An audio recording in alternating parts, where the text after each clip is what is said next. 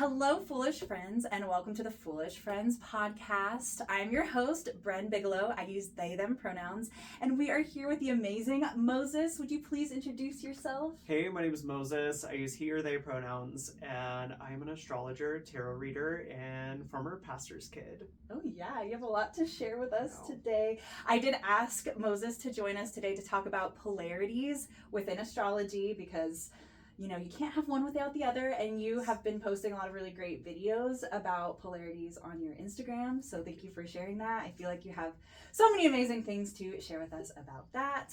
I'm excited too.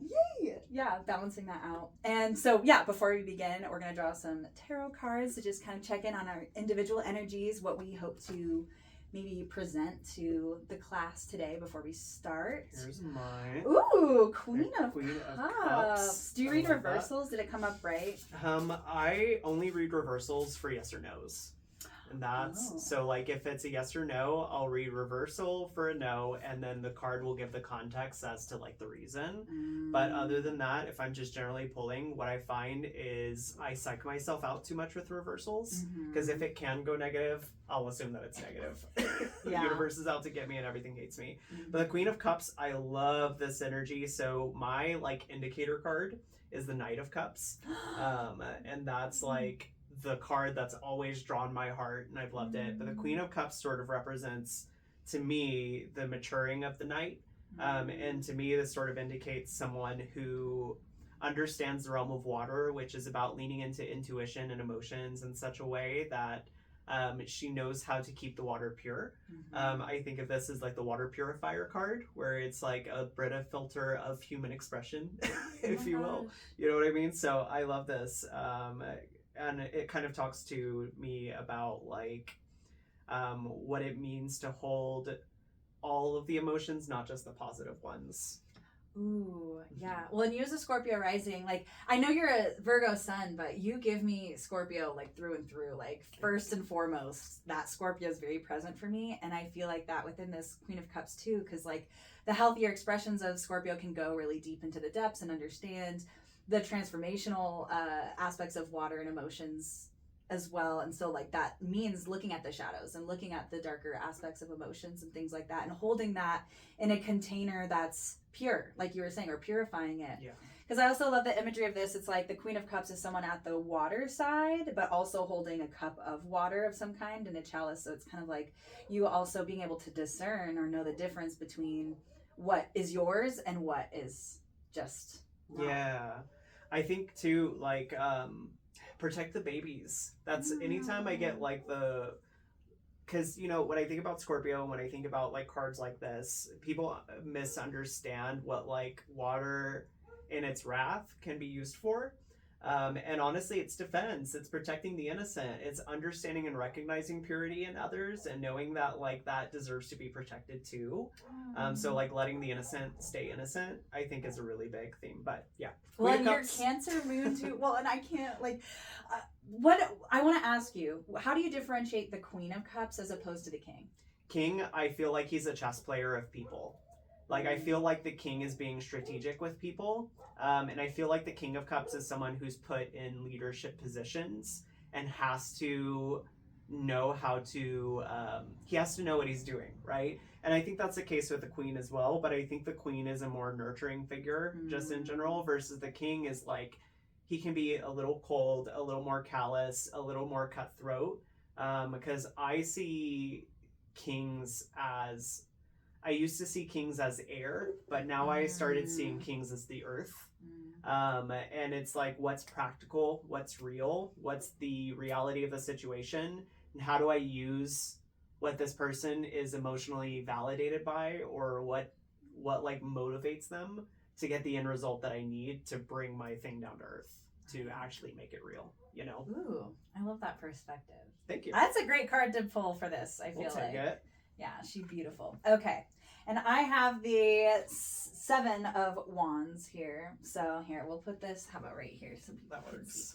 I don't know how much you can really see on the video, but so this is like the stand your ground card for me personally, which is like, you know, it comes after the 6 of Wands, which is like the triumph of some kind. But if you triumph over something, you also have to defend that. So you know, say I am advocating for myself for like a promotion or something, and I get it or whatever, but it's like now I have to defend that position, like continuously show up to prove myself worthy of that, which is interesting because before we started recording, we were talking about proving ourselves in a certain way or another. So I think of envy too. Ooh.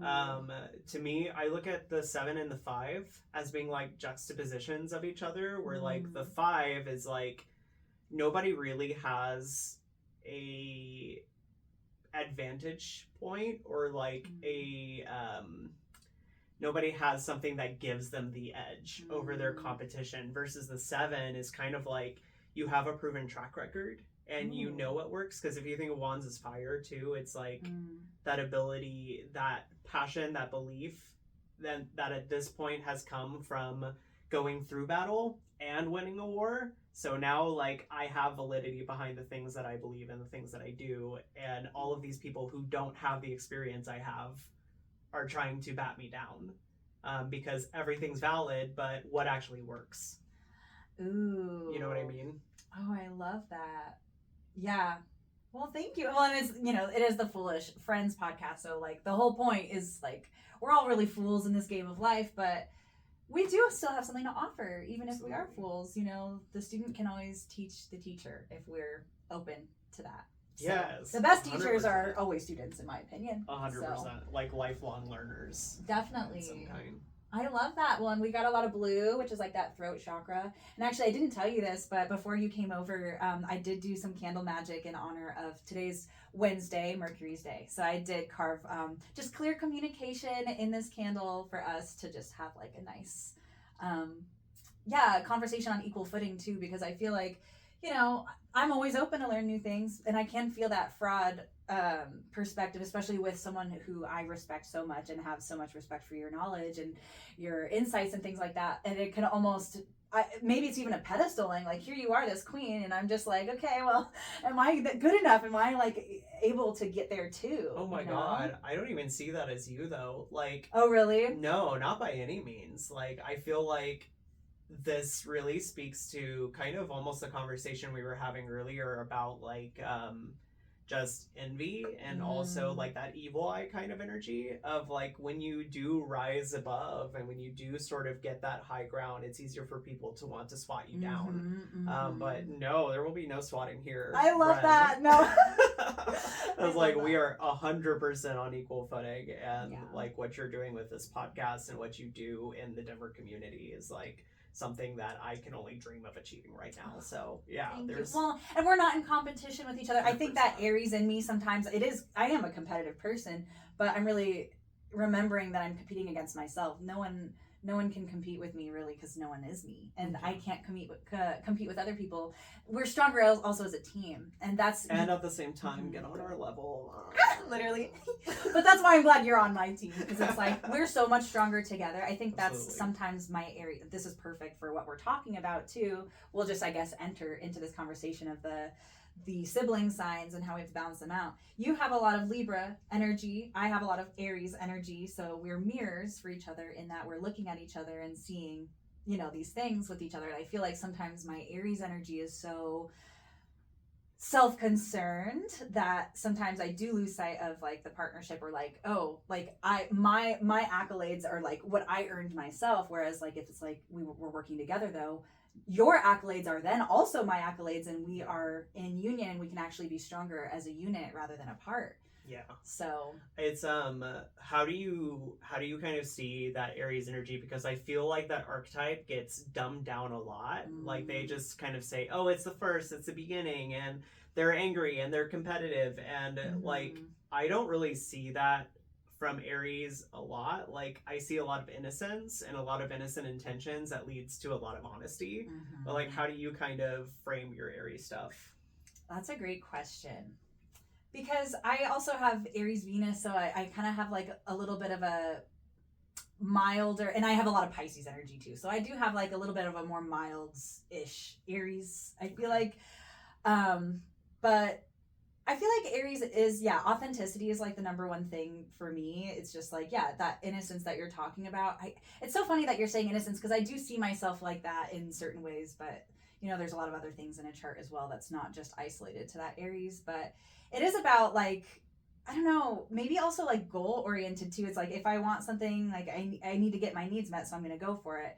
And it's also, it is about prioritizing my needs. It is kind of like that baby of the Zodiac. It's like, I'm hungry. I'm going to cry so someone like feeds me, you know? Yeah. Or I do that myself usually. But I do think that Aries is like, if my needs are met, then I can then go out in the world and get other people's needs met or whatever. But if I don't fill my cup first, I need to be first. Yeah. Otherwise I can't serve, you know? I hear that. One of the, like that juxtaposition, one of my favorite moments that I've ever had in my marriage. So my husband is an Aries rising, and he has Mars in Aries as well, and he's a firefighter. And I think it's always been like a good framework or point of view for me to understand Aries, because like that Aries energy is like first responder. It is like see and do, even if they're not doing it in like such a literal first responder way. It's just like you see something, you go for it. And I remember our niece was getting her graduation ceremony from junior high, and we were with her mom and the mom's partner as well at the time. And so the four adults are all sitting there on stage. The game plan is we need to find the niece after she steps off of that stage, and we need to like go find her so we can get pictures, because we were getting married that day. That was literally it. Like ceremony, then elope. Mm-hmm. So the ceremony stops, and you know, we don't really know the mom and partner like super well. So it's kind of like this very pleasantry stage where I feel like I'm the one leading, because I'm the one with the Libra placements in it. And so I'm trying to be nice and polite and cordial. And the second that ceremony ends, I look over and my partner's already halfway across the field trying to find the niece. And the parents who are there are like, where did he go? And I'm like, I don't know. Like, let me do my little Libra dance to try to like keep people happy, because my partner just went off like on his own. That's the only argument we've ever had, because afterwards I was like, you don't leave me alone with people. Yeah. Like that. Yeah. But to me, that was like the most clear thing, because I was so worried about the diplomacy of like trying to manage the relationship with them, that it's like, okay, let's all go together. But he saw the end goal and just right. This needs to be done. Did he help? Did he find the niece and bring him back? Found the niece, and we had to find them. Oh. So, you know, not to talk shit about my husband, Emmanuel, I love you. But it was just one of those moments that for me, it was like, oh, my instinct is to wait for everyone to agree on a plan, versus I think Aries understands that wastes a lot of time and energy. Uh-huh. I love that example. That's a great dichotomy great balance of both of those energies, because Aries is associated normally with the self, and then its opposite sign, Libra, is associated with relationships. So, yeah.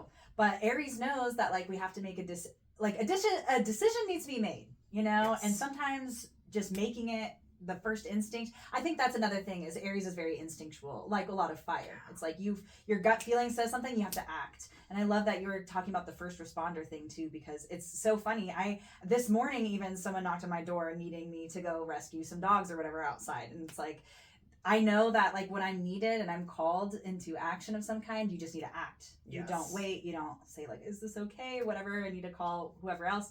But whereas Libra, and I would now like to ask you about like, since you have all this Libra energy, how do you identify with that yourself? Yeah, I will say my Libra placements are a little convoluted because I have Mars in Libra. So I definitely feel like... So you and I kind of both have that detriment. Mm-hmm. Mine's the Venus Aries and yours is the Libra Mars. That's so interesting. Yeah, maybe that's also why we see each other in a certain way. Oh, that is actually really fascinating. And I just want to explain what that means, just for, if you're not as familiar with astrology. Aries is in detriment,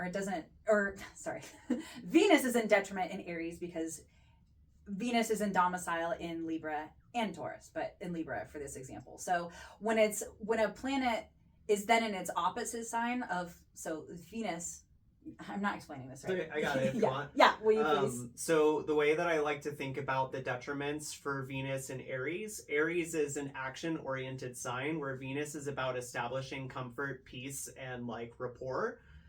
So Venus in Aries doesn't necessarily perform as well as it can in terms of its original function. Venus in Aries is really great for creativity, but it's not necessarily great at keeping peace because, like we're saying, that Aries instinct is to move first, ask questions later. Similarly, Mars is in detriment in Libra because Libra is the sign of a diplomat and you have a warrior in the diplomat's energy.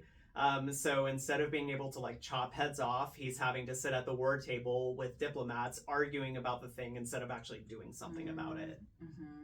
Yeah. So didn't mean to derail you, but you were talking about your Libra placement. So you do have a little like conflicting energy. But for me, the Libra placements have absolutely shown up in terms of like, I always feel like I have an understanding of the other person's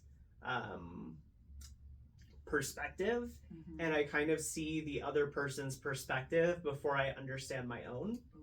So it's easier for me to hear someone talk, empathize, and then for me to have an opinion about it and to cultivate that opinion than for me to just immediately have a strong opinion. I feel like I always have to weigh out my options and sort of like play the fence until I get a clear idea of what's right. But it's definitely not quick. And I can say like the detriment of Mars and Libra is like a lot of the times I will get so stalled out in indecision that I don't actually end up doing anything. It's just, this is too much mental energy for me to like think about. And I don't have anyone saying, let's do this. So I end up just thinking about all the things that I could do. And then at the end of the day, I'm like just stalled out with brain fog. You know what I mean? Totally. Yeah.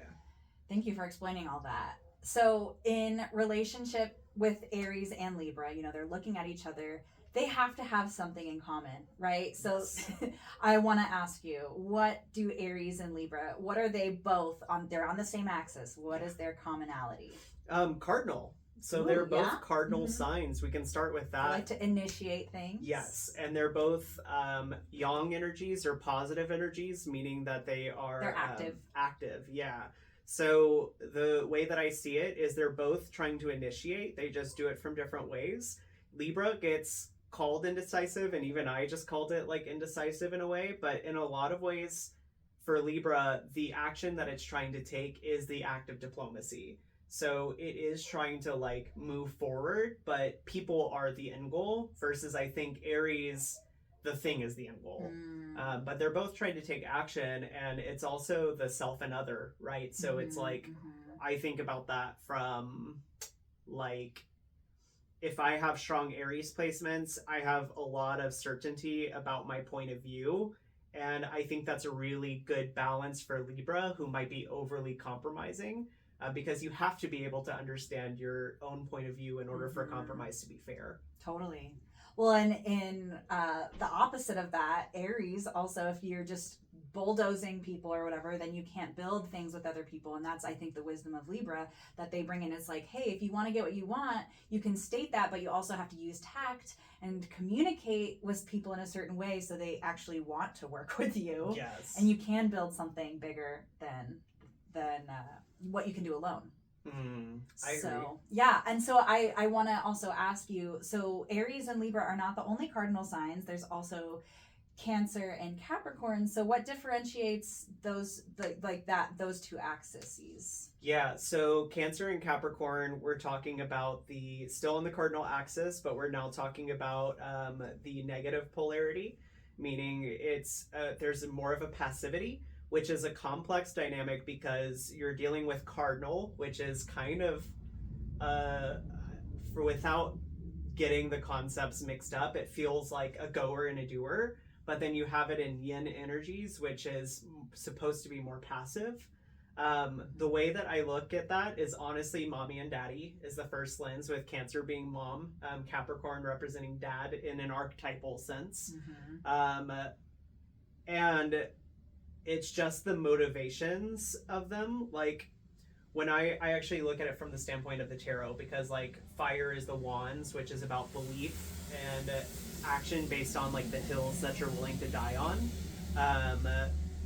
you You have air, which is mentally and socially.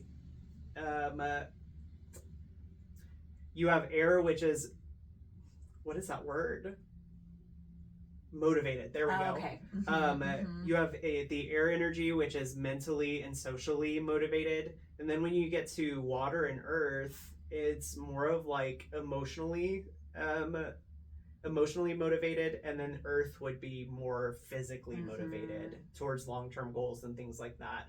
But I gotta tell you, it's an interesting axis. Every Cancer that I know is Bob the Builder. Oh, really? That's how I describe every Cancer. It's Bob the Builder energy. They can do anything as long as they're doing it for someone. Can we do it? Yes, we can. And people act like just because it's mom, that it's like feminine or passive in a sense. But it's the crap. Like, it's like mama bear. It's like you will get eaten or like, yeah, you can get stuff done for the emotional well-being of the family unit or whatever. 100%. Yeah. Like I know a lot of Libra risings who have Cancer in the 10th. And that energy is like, they're nurturing in a sense, but it's like, get out of my way. You're trying to install a shelf. You're taking too long. Just let me do it instead. And so with Cancer and Capricorn both, I see a lot of like doer motivation. Like it's like, get out of my way and just let me do it. Totally. I love that. Yeah, Cancer archetypally symbolizing the home, Capricorn archetypally symbolizing the legacy or the external work life or things like that. You kind of need both. Like you need a work life to then sustain the home life, and you need a nice home life to even make the work life worthwhile, you know, to come home to. And I know it's like a Capricorn like archetype, but the sea goat, I feel like has always represented both for me, because the sea goat is the symbol for Capricorn, but the idea is it's half goat to climb a mountain, half fish to like swim the depths. And I sort of see that like the beautiful sort of synergy between earth and water is like, you can't have a garden without water. And symbolically to me that means like, if you're all work no play, or if you're not nourishing yourself, your goals are going to feel really exhausting and detrimental to our health, and we'll push ourselves further than we need to go. So like that comfort of Cancer and the rulership of the moon to me sort of gives it more of like I'm doing this to create conditions that allow myself and my family and my tribe to feel safe, supported, and connected, so we can all flourish together. Yeah. You know? The saying that came up as you were explaining all that was, if I can remember it, now I'm thinking of another one, which is like the root of all desire or whatever is to have a happy home life or whatever. That's one of them. But then there was another one. Oh, some people are so poor that all they have is money. And so I feel like that's very much like, if you're super Capricorn motivated, like, oh, I just want to build assets or like whatever, but you have nothing to like feed into that, like a happy home life or whatever, then like, what is all that money even doing for you? Yeah. It's like, money really can't buy happiness in a certain way, you know? There's I love the rulership, and talking about the rulership of those two, because Capricorn is ruled by Saturn, where Cancer is ruled by the moon. And there's like a beautiful sort of connect there of like the discipline that's built by Capricorn. It's like dad saying like, oh, you scraped your knee? Well, why'd you scrape your knee? Versus like the Cancer says like, oh, my poor baby, like you scraped your knee, it's okay. Let me kiss it for you. Yeah. And even like some of the other things, like Saturn rules over time. So like with Capricorn, there's like deadlines, there's punctuality, there's like, I have goals I need to meet. Consequences too. Yes, yeah. Versus Cancer is more like, I'll get to it when it feels right. I need for it to feel right in order for me to want to do it. And also like, I'm doing it because like, like if Saturn rules over time, I would say Cancer has like a sort of nostalgia or timelessness to it of like memories that sort of exist outside of time that just sort of carry with you. Like you have time to space out, to relax, to sort of get lost in thought and dreams when you enter the realm of water. So it's an interesting, like, there's so much to be said about that dichotomy between the two. for sure.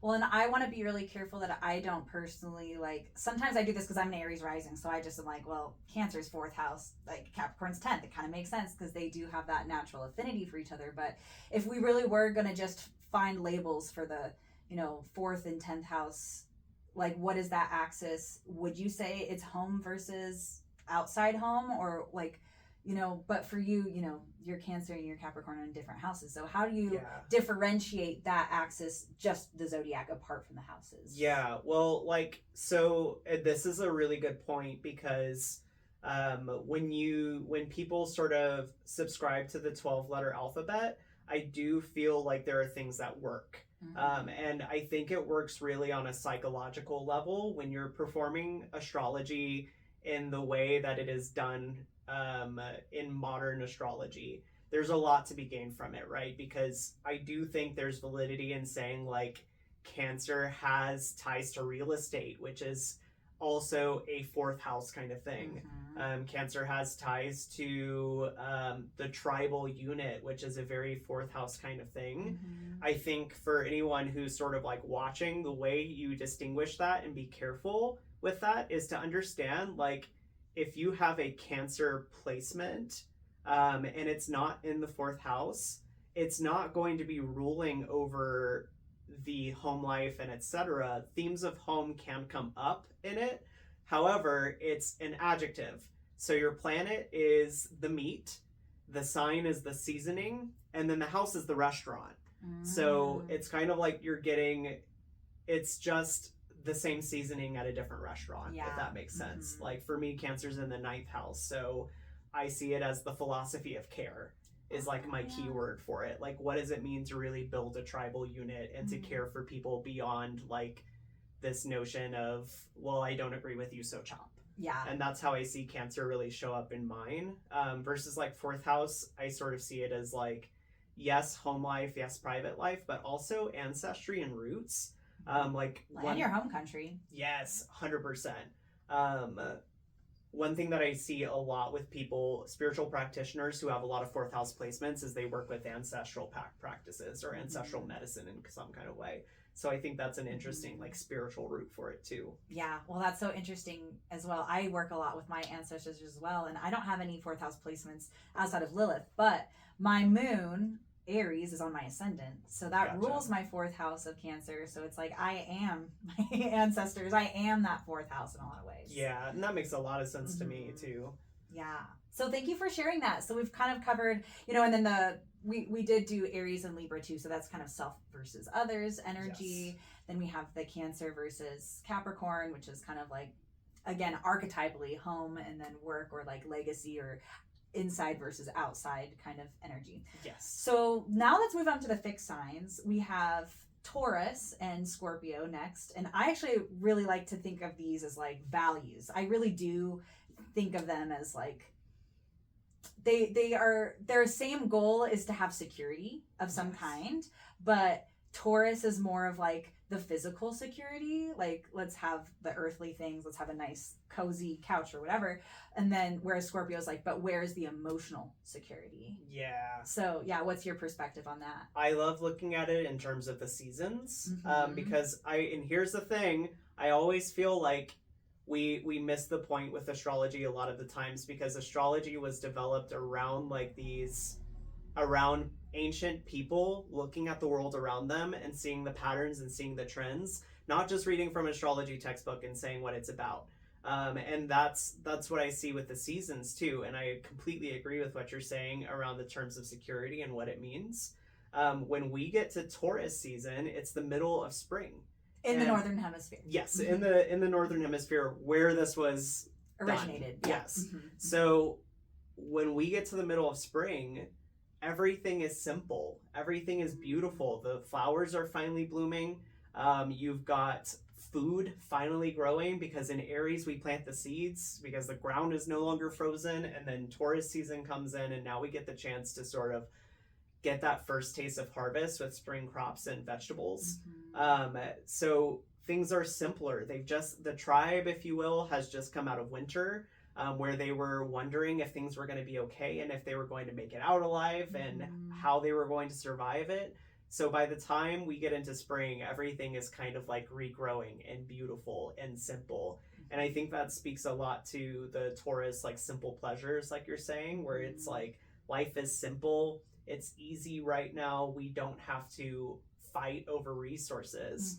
Versus then you get into Scorpio. Scorpio's the middle of fall. So things are dying off. Resources are now getting scarce. And people have to make sure, the way that I always see Scorpio is like, you have to understand the intentions of the people around you. And if Taurus says, let's keep it simple, Scorpio says it is inherently complex.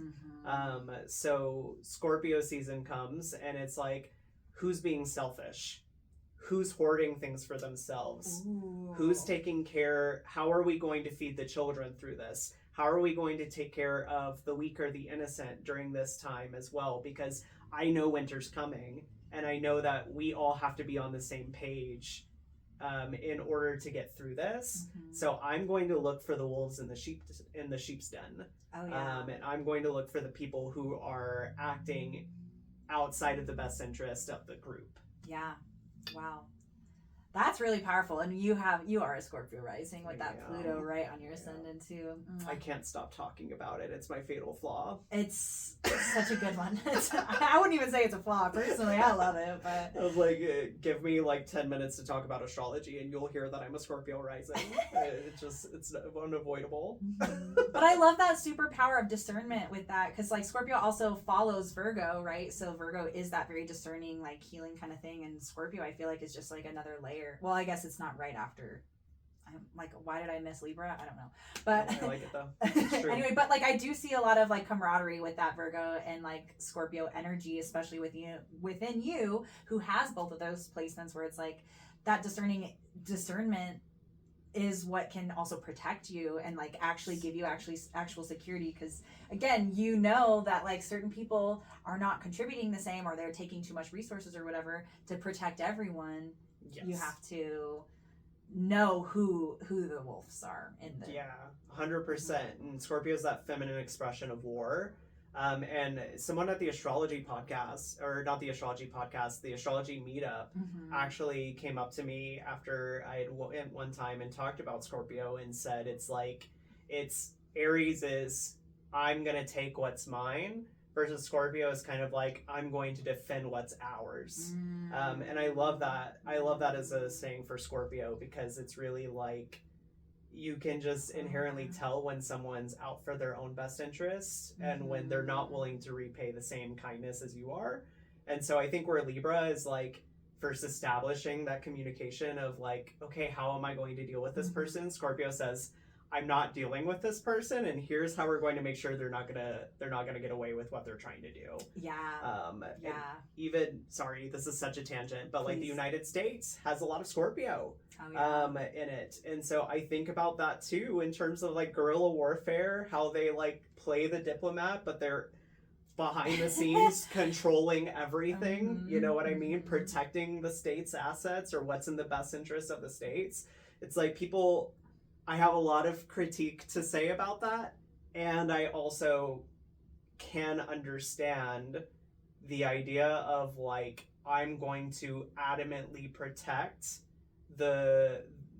my country, my space, my position. And so it's a weird Machiavellian sort of world to enter in with Scorpio, because it kind of talks about what do you have to do to protect yourself, as opposed to what are you just doing out of viciousness. Right. That's so interesting. I really like that a lot. I feel like when you speak about things, like I feel like you just make things click in a way that I'm like, oh my God, yeah, I knew that. And also you're putting words to like that feeling and knowing. So I feel like that's also a Scorpio trait. Well, and I have an 8th house Scorpio, so I can't see it, but I feel it, and that's my psychology. So when you just show up as that, I'm like, oh yeah, that's familiar to me in a way. I really love what you said about Aries versus Scorpio too, because they both are ruled by Mars traditionally. Pluto also being part of the Scorpio story, I guess, in modern rulership. But I love that you're talking about the feminine versus the masculine, or the active versus the passive, of like the water Mars versus the fire Mars. So there is definitely a difference with that, which is great. Can I go on a tangent? Please. Can I give a hot take? Yeah, hot takes.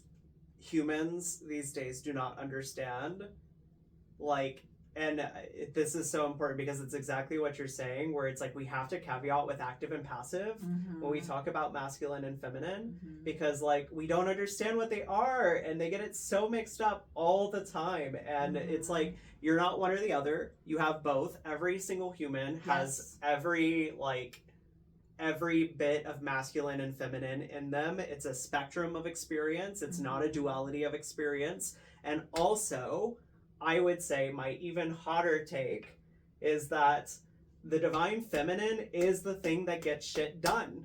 Really? It is. And when you go back to these like ancient systems of like Hermeticism, for example, the idea was they didn't know how biology worked, and they just saw that the men would spread their seed, and then the woman was the actual thing giving birth.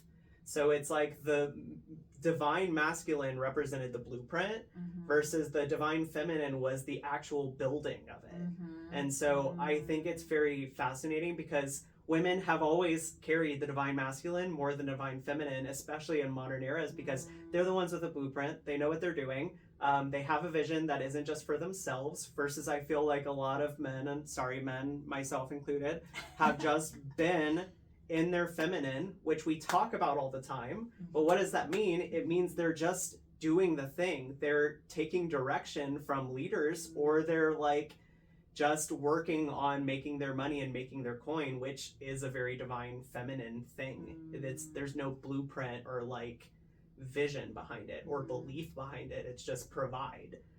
So I feel like women talk about being in their masculine a lot, and I say keep fucking doing it because you're good at it. You're good at it, and you've carried that. Matriarchs have always carried the divine masculine in a really righteous way. So if we talk about masculine and feminine, it is never in a gendered sense, and no matter what your gender expression is, you can always own either, and there's no wrong way to be. Right. And we can tap into different ones of those like at different times. Like I'm an Aries rising, so how I move about the world is quote unquote masculine. But also like I have feminine sides too. I'm Pisces, so I can receive a lot too. So there within one person you can have, maybe you really go after money but you're really passive in the home life. You know, like there's different ways of expressing these things. And also like maybe we're in certain moods, you know, depending on the astrology or whatever, we're more inclined to be one way or the other at any given time. Yes, 100%. And that's it. We all carry both, and every single part of us needs its time, space, and expression. And I feel like that's a big problem with gendered language these days, is because we've really dumbed down what these divine concepts are. And it's like, I'm fucking everything. I'm everything. And it's like from that fullness, you can create something really beautiful. But I feel like, you know, especially Christianity has like, pastors get again, sorry, but like Christianity has really done away with what the divine feminine means in like in our modern life and world, because there is no divine feminine in Christianity. It's just God the Father, and you're doing everything wrong, and here's what you need to fix, instead of like Mother God, which is that divine archetype of you belong. And I feel like that's what's really carried by that feminine expression that I want to embody in myself, and every man should embody that in themselves. Well, and like I think that's really the big point of what I wanted to talk about polarities with you today, is because like if we have a big concentration of one energy, we really need to find that balance elsewhere. So if we're really feeling our masculine or whatever, it's like that feminine's in you though, and if you're not giving it attention or letting it have a proper outlet, you're gonna have problems because you're suppressing a part of who you are. And some people, like you were saying, it is a spectrum. So some people are quote unquote more masculine than others, sure, but also we have it all in us, and we have to find balance somewhere as well. So, and sometimes that balance is within ourselves, but sometimes it's also about finding balance in other people. Like I'm super Pisces, I need my Virgo babes to help ground me and make sure that I feel balanced. So I do attract a lot of Virgos. Same thing with Libras. I feel that exact same way, and it's like the problem is when any sort of person is not allowed the freedom to express what comes more naturally to them. You're biting yourself and your entire community and society in the ass. Like it's just going to be to the detriment of every single person in that community, because I guarantee you there are thousands of people, millions of people who are more qualified to lead or to carry that divine whatever aspect opposite of what I carry. And just because I'm inherently a man does not make me better at doing that by any means. You know, it's like, not to get too far in this, and this part can get cut, but it's no, like, never. I don't do that. Like the boss who taught me the most was a woman, and she was a badass who got shit done with heavy Capricorn placements, and she carried that, and I was the sensitive one, and I was the quote unquote feminine one in that relationship, and it could never have been the opposite way. It could have never been the opposite way, because that just wasn't inherently what was in her DNA, and it's not what was in my DNA. And I think even further than that, the expression of non-binary, I think everyone's non-binary. Okay, that's fair. my hot take, is everyone's non-binary, because like when you're just completely rejecting the other half of what's divine about you, it's like you're alienating those qualities, and they need room to breathe, they need room to grow, and they need room to express themselves, or else like you're missing like how divine you really are. And that's it. Like especially like nowadays, this like trans non-binary conversation is so fucked up, because it's like trans and non-binary people are holy because they've experienced and had that expression of understanding that duality and merging it within themselves. And I think that's a holy thing. I think it's a beautiful thing, and I think it's something that, quite frankly, every single person in our society needs to do. Your pronouns are your business, and nobody should tell you what your pronouns are. And I think it should be up for grabs for everyone. I think everyone needs to start like really understanding that they're not two things. I could keep going. Sorry. I love that. Well, as a trans non-binary person myself, obviously I love all of that, so thank you. Not at all. No, but we will get back on track. Yes. We'll start so we did Taurus and Scorpio, which are fixed signs, so now we'll do Leo and Aquarius. I like to think of this as like, I like to think of Leo as the star, you know, it's the sun of the universe, or, you know, it's associated with the sun. And then Aquarius, I like to see as the constellation. So it's the star, but we can't have a full vision of a big picture without all of the stars coming together, you know? I've never thought of that. I love that. Isn't that pretty? Yeah. It wasn't original. I don't know where I got that, but when I heard that, I was like, that makes perfect sense. Because I like to tell, my clients a lot of the time, like, you have to shine brightly. You have to embrace that Leo, because if you don't shine brightly, then the rest of everyone else, the rest of the constellation is not going to make as much sense. You can't dim your light, because that's actually causing issues for everyone. But you also like can't shine so brightly that you make everyone else's light just not exist. Yes. You know?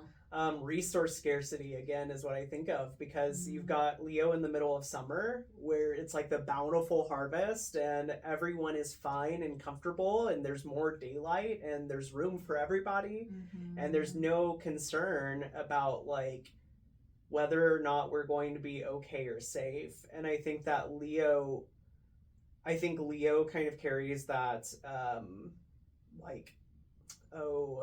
what's the opposite of a lack mentality? Abundance mentality, I guess. Abundance mindset, Sure. we'll call it. I feel like Leo carries that abundance mindset. And what I notice about Leo, and I have Venus in Leo, and I love Leos. My dog was a Leo. My husband's a Leo. Both of my parents are Leos. Like, we love Leos. Yeah. They just authentically understand things through their own experience. So like Leo will talk about themselves with the full expectation that you're going to talk about yourself.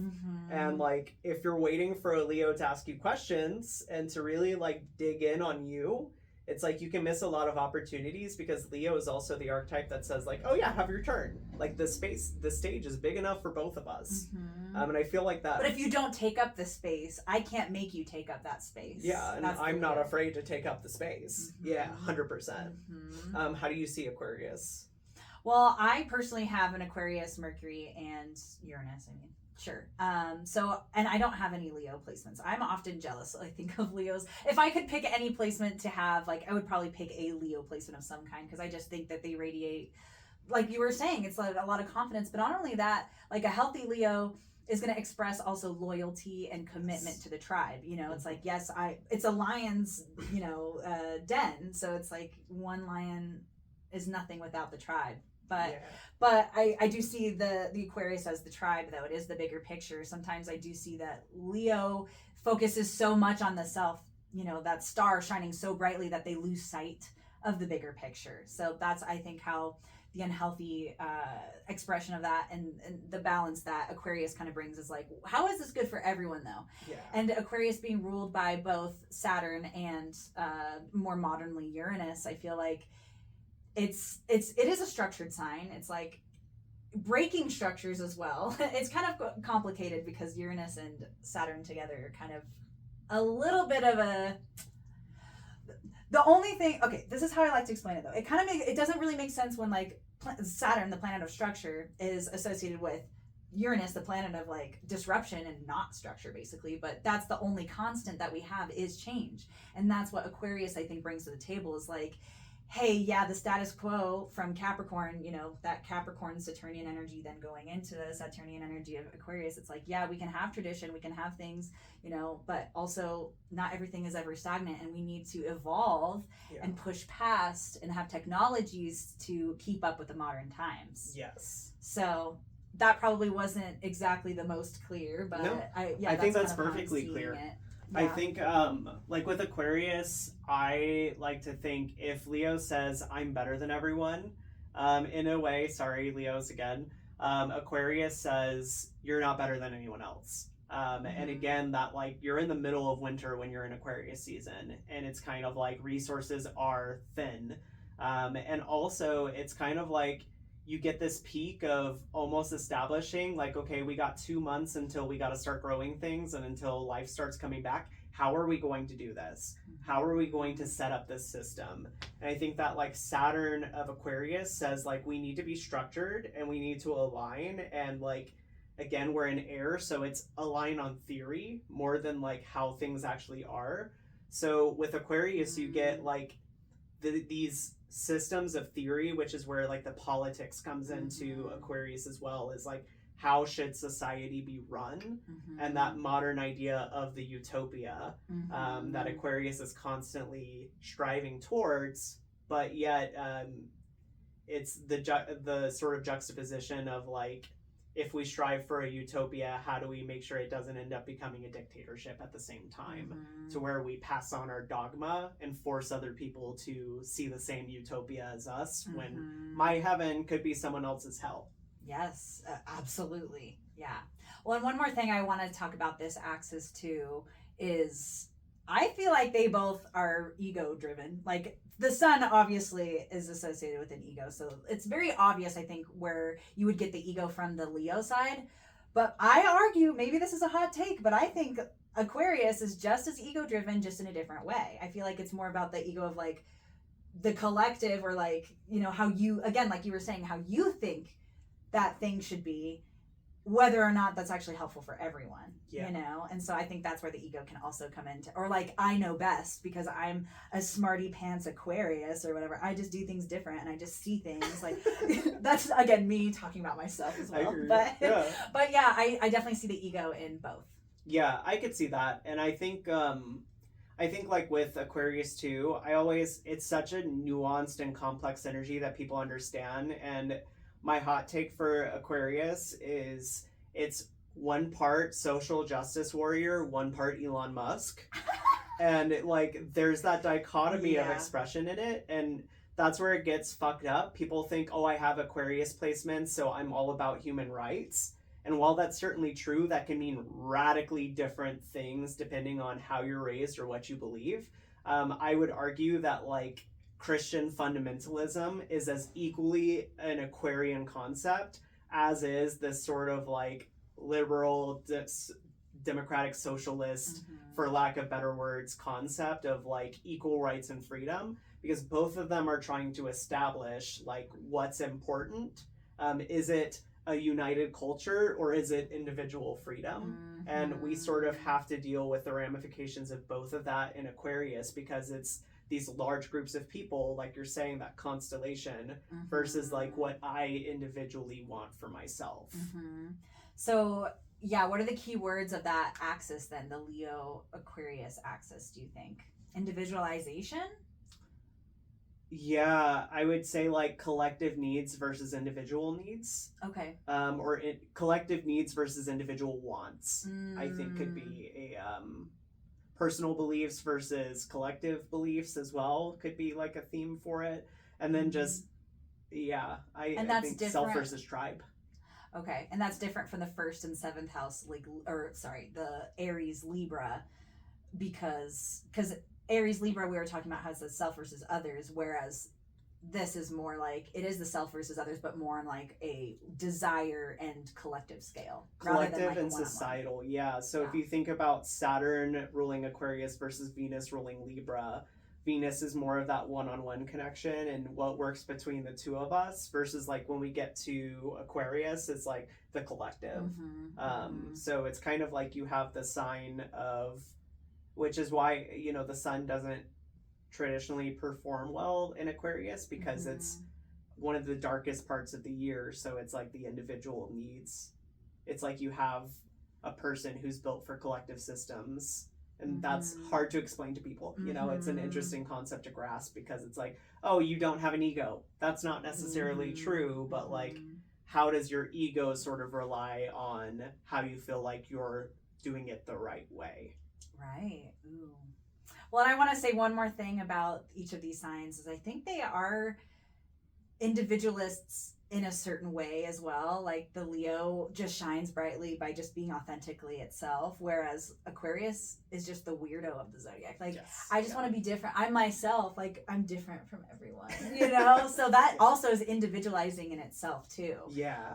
I think like niche interests, like when I think of an Aquarius, if I'm just having a good time talking shit with astrology, they're the quirky anime kids of the world, and they'll find their tribe, or they'll find their niche, or they'll find their micro community that they can sort of express themselves and individuate through it. But there's usually some sort of shared culture around it, which is really fascinating to me. But like nerdy anime kids unite. I have Saturn and Aquarius, so I'm calling myself out. I love that. That's so sweet. Great. Well, I think we're ready to move on to the mutable signs now. Yes. So our last grouping here. So we have Gemini and Sagittarius to start. So these are, I like to think that this is the information axis. I think that's pretty straightforward to me anyway. It's like Gemini is like very curious. It's more of the ABCs of the zodiac, whereas Sagittarius is more of like the grander schemes, like the higher education, or like the teacher versus student. So it's information either way. Yeah.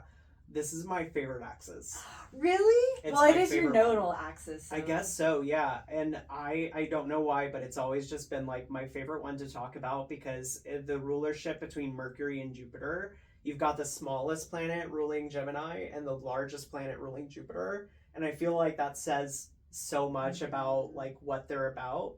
And then like with Sagittarius, I see it as like more poetic with that Jupiter rulership, where it's more of we're connecting themes and abstract concepts and putting them together into like a philosophy or worldview. It's not very literal. It's not like I'm seeing this thing in front of me and I'm putting together like how the world works through this physical thing. It's like abstract ideals.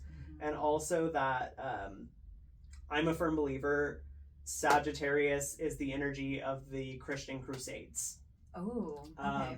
Which is, it's like I have this belief and this ideal and this passion, that fire sign energy, that I need to convince everyone else is kind of like on the same page. Like I need to spread that fire. It's mutable. So it's like fireworks going all over the place, trying to connect these things together. Versus Gemini, Sherlock Holmes, always and forever. That's going to be how I will explain Gemini until the day I die. I will be talking about Sir Arthur Conan Doyle until the death of me, because it just describes what Gemini does so well, whereas I feel like Sagittarius goes into it with like, here's what I believe and here's how I make the world make sense around that context. Gemini says, I don't know what I believe, but here's what I see. Oh, that's great. Yeah, the air versus the fire, for sure. I feel like that's like a really great description. I'm Sorry, I got excited. No, I love that because like I think sometimes I do get confused a little bit because it's like, well, how can you have the student without the teacher? Like that information access, they kind of feed into each other so much. But yeah, I like the explanation that you had, which is like one is more curious, maybe. Gemini is definitely the sign of curiosity for sure. Yes. But I feel like Sagittarius is curious in a different way, just a broader. It's kind of the Jupiterian versus the Mercury, like you were saying. Mercury is very much like the mundane. I feel like it's like what you have to do at a day-to-day basis, gathering things, whatever. Whereas, yeah, that Jupiterian energy is more like, yeah, but what about the big picture? Like, do those small things really matter in the grand scheme of things? It's like, well, yeah, you have to eat every day to survive to even see the big picture, later on. Yeah. So they coincide with each other too. You can't have the big without the small, and you can't have the small without the big. Yes, exactly. And I think like and we'll talk about this too with the very next axis. So it's like easy to sort of talk about that with Virgo and Pisces too, with Jupiter and Mercury rulership, where it's like the small details versus the bigger picture. And I think like with the Sagittarius edge of things, it's like we're still connecting themes together, but it's in a more symbolic way. Like I feel like a Jupiterian sort of connection is like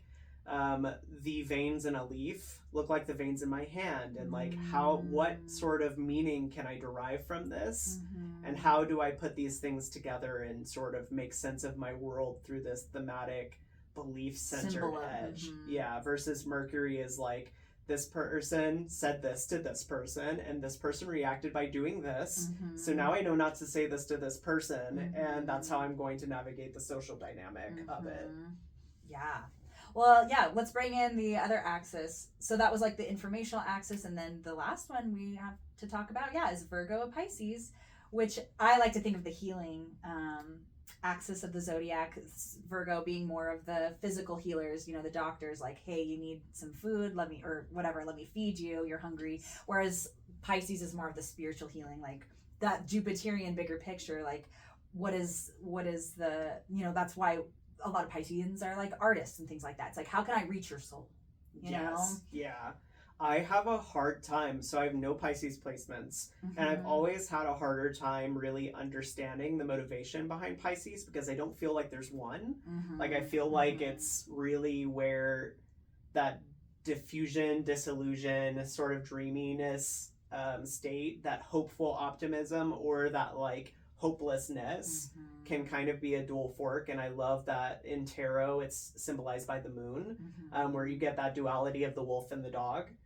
So it's kind of like it can go either way into this really loyal, like tamed creature, or this sort of wild, ravaged feral thing. Creature, yeah. Oh my god. So but I think of it the same way. Like if I'm looking at Pisces, it's how do I heal a heart, versus if I'm looking at Virgo, it's how do I fix an engine. Oh, I love that. Well, and I see a lot of like that dichotomy, or whatever. I see a lot of that within like your energy versus mine, because you're more Virgo, and so you're showing up like online, for example, like posting a lot of videos like regularly about like even things that are like the week ahead astrology, things like that.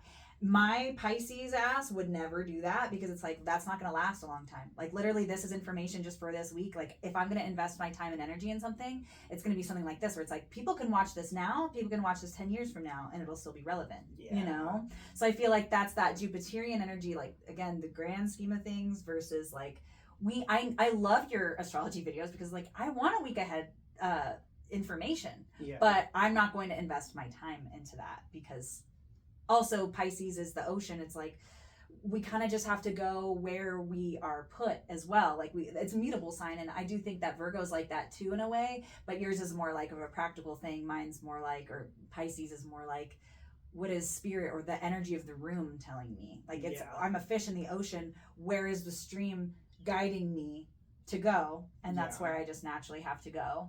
I feel like I understand what you're saying completely, and I would agree, because Like, first of all, daily horoscopes are the thankless work of astrology. Oh my gosh. And if you know someone who does daily or weekly horoscopes, give them a goddamn medal. And I'm not talking about myself here, but you can if you want.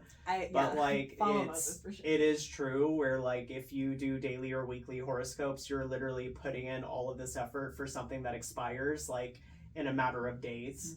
And that is like a big part of it. But I feel like what you're saying, I see in the way we practice astrology, very much so, because, and I don't want to make generalizations about your practice. Sure. That's not what I'm trying to do here. But like for my practice, what I can say and how I see it show up as Virgo is I'm not going to ever say like, oh, well, today is Venus square Pluto, which happened yesterday.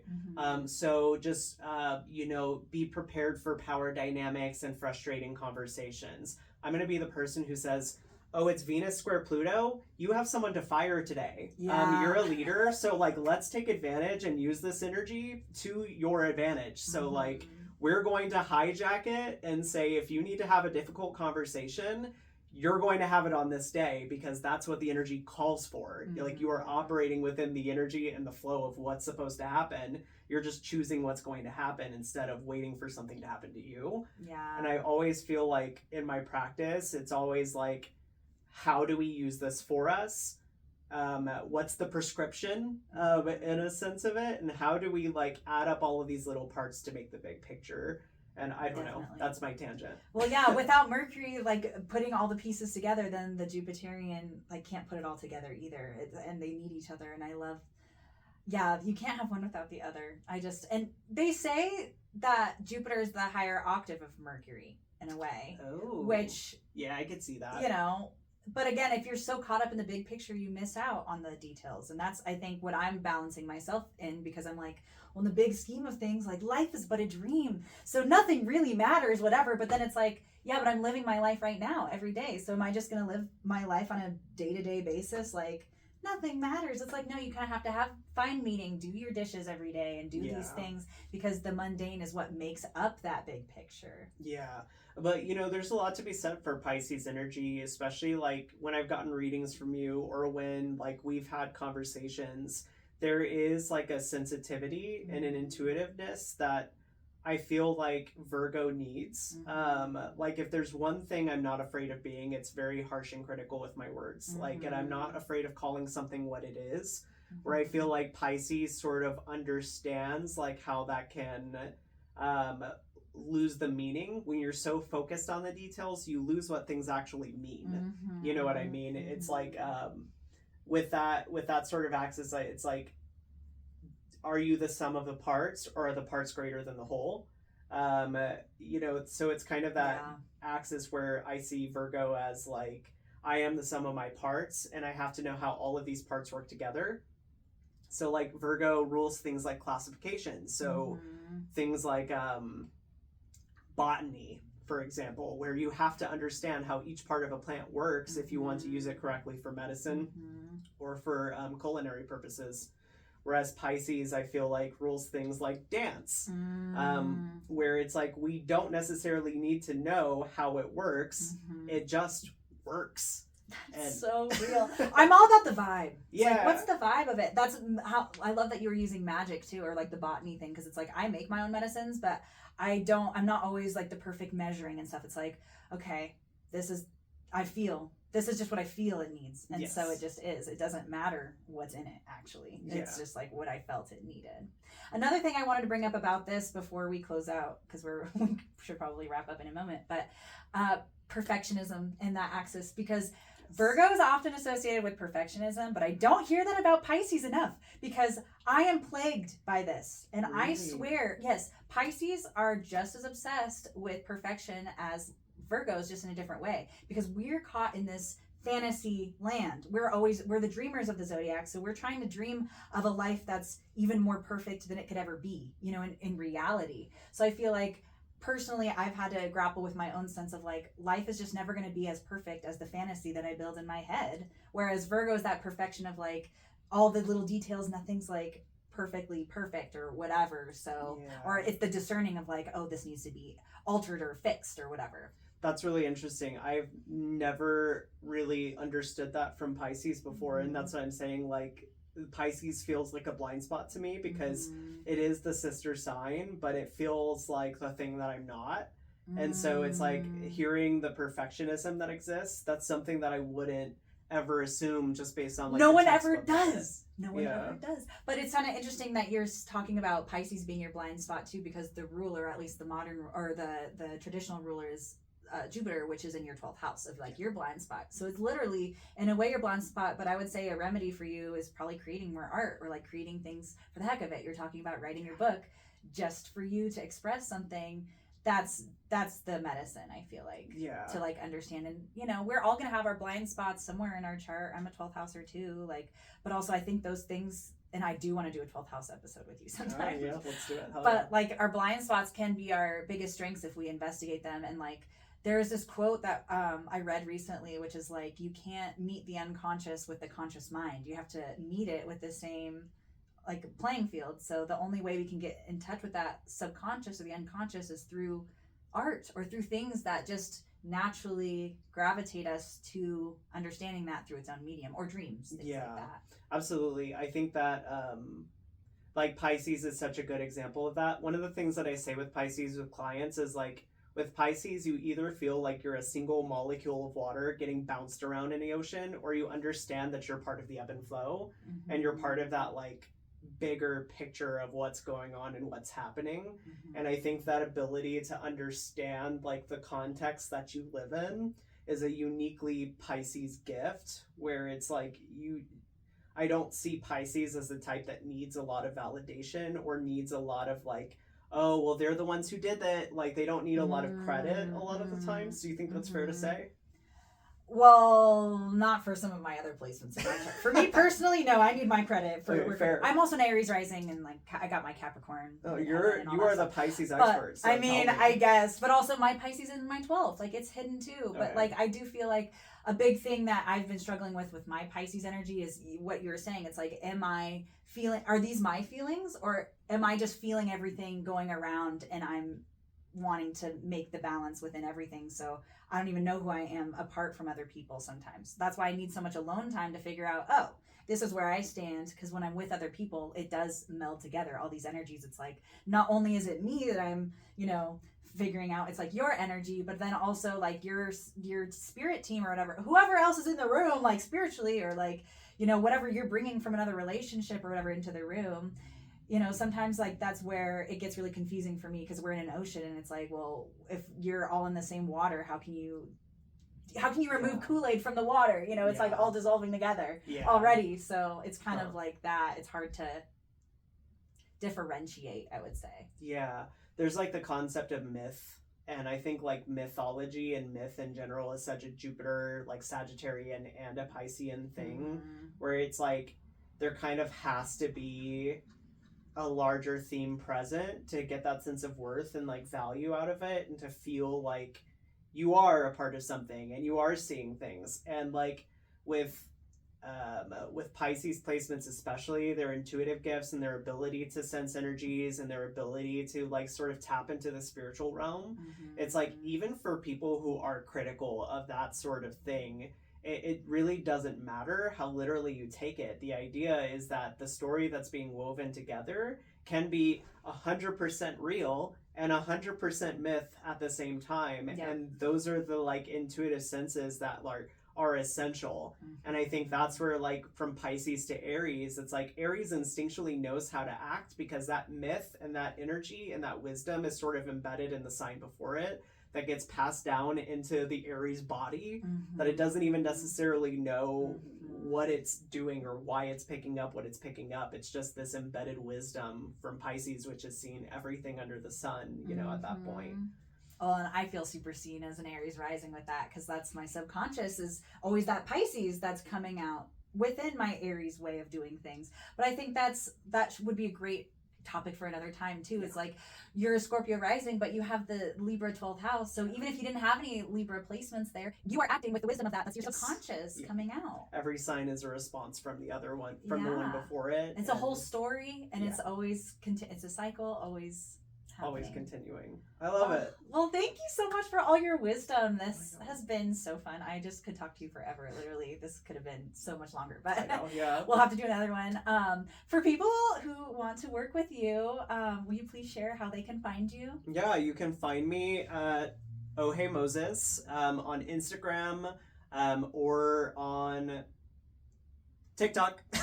I'm on TikTok as well, or stan.store/ohheymoses, where I offer readings, I offer astrology subscriptions, and I offer a calendar that integrates into Google Calendar for you to predict your horoscope ahead of time. Yeah, absolutely amazing resources. And I will also put that in our show notes, so you guys can just click on the description. And as you know, my name's Bren. You can find me at Fortune of the Fool and fortuneofthefool.com if you want to book with me as well. So thanks y'all for joining us today. We hope that you got lots out of this, and we'll see you next time. Stay foolish.